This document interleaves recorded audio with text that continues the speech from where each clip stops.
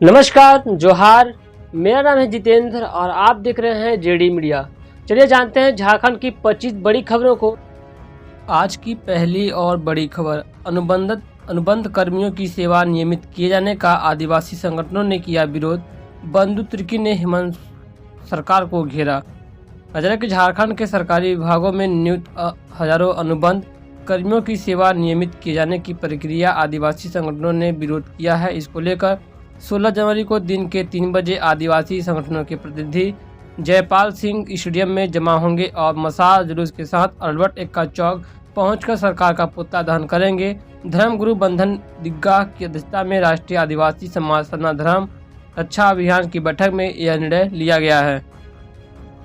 तो वहीं इस बैठक में कहा गया कि बैकलॉग वैकेंसी की प्रक्रिया जल्द शुरू करे सरकार। बता की संविदा की नियुक्ति में ST/SC आरक्षण का खुलेआम उल्लंघन हुआ है। मुख्यमंत्री इस तरह की गलती न करें, अन्यथा राज्य भर में आदिवासियों का बड़ा आंदोलन होगा। राज्य सरकार से मांग की गई है कि बैकलॉग वैकेंसी का आंकलन कर उसके विरुद्ध नियुक्ति प्रक्रिया शुरू की जाए। झारखंड के खिलाड़ियों को बजट में आयुष्मान योजना का मिले लाभ। खेल संघ के पदाधिकारियों ने रखी कई मांग।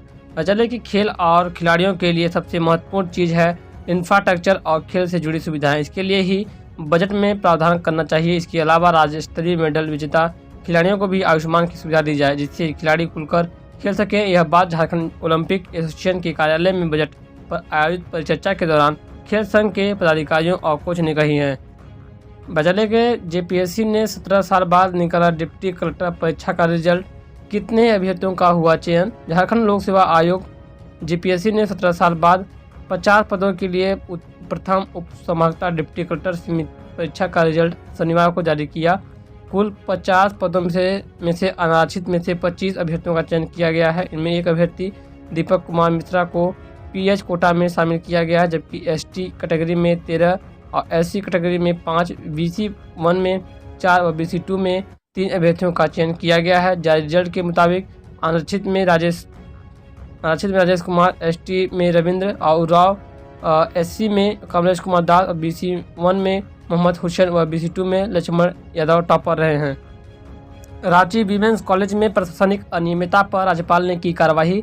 प्राचार्य को निलंबित करने का आदेश जारी। राज्यपाल सह कुलाधिपति रमेश बैस ने रांची वीमेंस कॉलेज की प्राचार्य डॉक्टर शमसुन नेहार को तत्काल प्रभाव से निलंबित करने का आदेश दिया है। साथ ही निलंबन अवधि में इनका मुख्यालय अरोंडा कॉलेज निर्धारित करने का आदेश दिया है।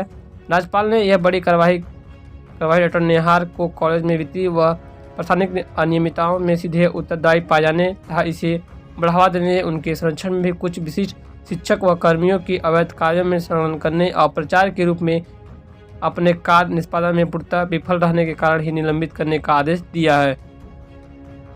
तो ये अगली बड़ी खबर क्या है, झारखंड के पारा शिक्षकों को लेकर के झारखंड के पारा शिक्षकों के लिए एक बार फिर से अस्थायीकरण और वेतनमान की मांगों को तेज करना होगा, क्योंकि आज अभी नियमावली जो बनी हुई थी उसे रातों रात निलंबित कर दिया गया है। और बता देते कि अब वेतनमान की जो मांग पारा शिक्षकों की आ रही थी, अब उन्हें मांगने के लिए पुनः उन्हें आंदोलन करना पड़ेगा और साथ में पुनः एकजुट होकर के खड़ा होना पड़ेगा। जैसे कि पारा शिक्षकों की मांगों पर हमेशा सरकार विरोधित प्रक्रिया देती रहती है, वैसे ही पारा शिक्षकों को एक बार फिर से खड़ा होना पड़ेगा, वो भी एकजुट होकर के, क्योंकि अभी पारा शिक्षक की वेतनमान की नियमावली पर नियमित रूप से भी कुछ भी टिप्पणियाँ नहीं आ रही हैं। बजाय कि पारा शिक्षकों का वेतनमान अभी भी सही तरीके से नहीं दिया जा रहा है, ना ही उसके अस्थायीकरण पर बात की जा रही है। जैसा कि मैंने कल बताया था कि कैबिनेट बैठक में हेमंत सोरेन सरकार ने कहा था कि पारा शिक्षकों के अलावा सभी संविदाकर्मियों को, सहायकों को अस्थायी किया जाएगा, लेकिन पारा शिक्षकों का जिक्र नहीं किया गया। ऐसे में पारा शिक्षकों के लिए एक बार फिर से एकजुट होकर के खड़ा होने की बात सामने आ रही है।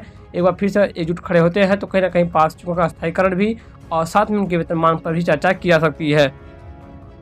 तो ये अगली बड़ी खबर क्या है, रांची में सांसद खेल महोत्सव 17 फरवरी से शुरू होने वाला है। ब्रोशर व आवेदन फॉर्म जारी और 6 में खेलों में खिलाड़ियों को मिलेंगे 612 पदक। बजट के झारखंड की राजधानी रांची में 17 फरवरी से सांसद खेल महोत्सव का आगाज होगा। सांसद खेल महोत्सव के ब्रोशर एवं आवेदन फॉर्म रविवार को जारी कर दिए गए हैं। 3 दिवसीय इस खेल महोत्सव में 6 तरह के खेल का आयोजन होगा और खिलाड़ियों को कुल 612 पदक दिए जाएंगे। सांसद संजय सेठ ने कहा कि रांची के इतिहास में यह सबसे भव्य ऐतिहासिक खेल महोत्सव होगा। उन्होंने कहा कि सभी खेल अंतर्राष्ट्रीय मानकों के रूप में संपन्न होंगे। तो वहीं एक बड़ी खबर निकल के आई है, नेपाल में विमान दुर्घटना को लेकर के 76 साल बाद और 96 विमान दुर्घटनाएं और 800 प्लस मौत। चले कि नेपाल के पोखरा इंटरनेशनल एयरपोर्ट पर एक विमान दुर्घटनाग्रस्त हो गया है। इस विमान पर 72 लोग सवार थे और अब तक 68 शव बरामद कर लिए गए हैं। विमान में 4 भारतीय भी सवार थे। एती एयरलाइंस का ANC ATR 72 विमान पश्चिमी नेपाल की पोखरा नगरी में दुर्घटनाग्रस्त हो गया। आग की लपटों में घिरे दुर्घटनाग्रस्त में शवों को बरामद किया जा रहा है। फिलहाल बचाव कार्य जारी है। तो वहीं एक बड़ी खबर क्या रही है, कल से खुल जाएंगे झारखंड के सभी सरकारी स्कूल। जी हां दोस्तों, पता चले कि झारखंड के सभी सरकारी स्कूल सोमवार को खुल जाएंगे। पहले एक तरफ विद्यार्थियों को स्कूल में मध्याह्न भोजन भी मिलेगा। ठंड की वजह से 4 जनवरी को स्कूल को बंद करने की घोषणा की गई थी। तो ये अगली बड़ी खबर क्या है, पलामू में पिता की हत्या के आरोप में पुलिस ने जीजा और साला को किया गिरफ्तार। पुलिस ने हत्या के एक मामले में आरोपी जीजा और साला गिरफ्तार कर लिया। बता दें कि गत 12 जनवरी को पुलिस ने मेदिनीनगर प्रखंड के मटपुरी डांगी टोला के पास एक अज्ञात मानव कंकाल बरामद किया था। इस मामले में राकेश कुमार वैद और पंकज मिश्रा को आरोपी बनाया गया था। इन दोनों आरोपियों को पुलिस ने रविवार को गिरफ्तार किया था। आरोपी राकेश कुमार वैद ने अपने साला के साथ मिलकर अपने ही पिता की हत्या किया था।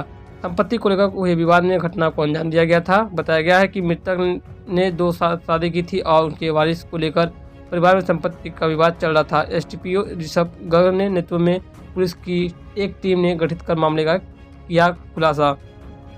तो दोस्तों अगली बड़ी खबर क्या है, लोहरदंगा में नाबालिग प्रेमिका ने खाया जहर, प्रेमी ने लगा ली फांसी। जी हाँ दोस्तों, जबांग थाना क्षेत्र के लवादांग में 1 साल से अधिक समय से चल रहे प्रेम प्रसंग के बाद परिजनों द्वारा शादी से मना करने पर नाबालिग युवक युवती ने आत्महत्या कर ली।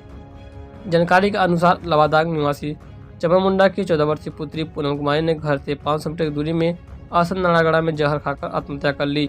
वहीं प्रेमी 17 वर्षीय बुधन परमैया ने अपने घर के 100 मीटर दूरी पर जंगल में महुआ पेड़ पर साड़ी का फंदा लगाकर आत्महत्या कर ली। मामले जानकारी देते हुए ग्रामीणों ने बताया कि दोनों के बीच काफी दिनों से प्रेम प्रसंग चल रहा था। आदिन जनजाति युवक की शादी बीते वर्ष 2022 में लातेहार से तय कर दी गई थी, जिसका निमंत्रण पत्र भी बांटा गया था। जिसके बाद से युवक गाँव की ही युवती के साथ फरार था। काफी खोजबीन के बाद मई में दोनों को गांव लाया गया था, लेकिन 14 जनवरी 2023 को दोनों ने सुसाइड कर लिया। बात चले कि रांची के काके रिसोर्ट में काइड फेस्टिवल का आयोजन किया गया है। मकर संक्रांति और लोहड़ी के अवसर पर रांची स्थित काके रिसोर्ट में एक सप्ताह का पतंग महोत्सव का आयोजन किया जा रहा है। यह कार्यक्रम 14 जनवरी से 21 जनवरी तक आयोजित है। सुबह 10 बजे से शाम 4 बजे तक पतंग महोत्सव में शामिल हो सकते हैं।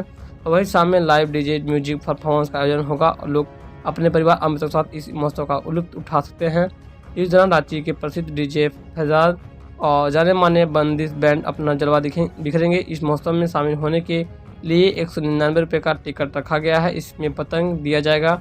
वहीं 6 साल से छोटे बच्चों के लिए टिकट नहीं लगेगा। आप रिसोर्ट पर आकर टिकट प्राप्त कर सकते हैं। तो वहीं मुख्यमंत्री हेमंत सोरेन ने टूसू पर्व पर लोगों को दी बधाई। प्रकृति की उपासना और नारी शक्ति के स्वाभिमान का त्यौहार टूसू पर्व आप सभी को सुख समृद्धि और स्वस्थ जीवन प्रदान करे। सभी को अनेक अनेक शुभकामनाएं और जोहार। तो वहीं अगली बड़ी खबर क्या है, रांची समेत 3 शहरों का बढ़ रहा प्रदूषण। बता चले के झारखंड के 3 शहरों धनबाद, जमशेदपुर और रांची का चयन भारत सरकार ने नेशनल क्लीनर एयर प्रोग्राम के तहत किया है। इन शहरों को प्रदूषण रोकने के लिए भारत सरकार पैसा देती है। नगर निकायों के माध्यम से यह पैसा खर्च होना है। धनबाद, जमशेदपुर और रांची नगर निकाय को इस मत में 231.44 करोड़ रुपए मिले हैं। यह राशि खर्च हो रही, मतलब प्रदूषण रोकने के उपाय नहीं किए जा रहे हैं। नतीजा यह है कि इन शहरों का प्रदूषण लगातार बढ़ रहा है। दोस्तों फिलहाल खबरों में बस इतना ही है। कुछ आज की तमाम बड़ी खबर जो कि शाम के समाचार आज तक उम्मीद खबरों को शेयर कीजिएगा, लाइक कीजिएगा। चैनल पर नया है चैनल सब्सक्राइब कर बेल आइकन को प्रेस कर लीजिएगा। रोजाना ही आप सबके लिए ऐसी खबर लेकर के मैं आते रहता हूँ।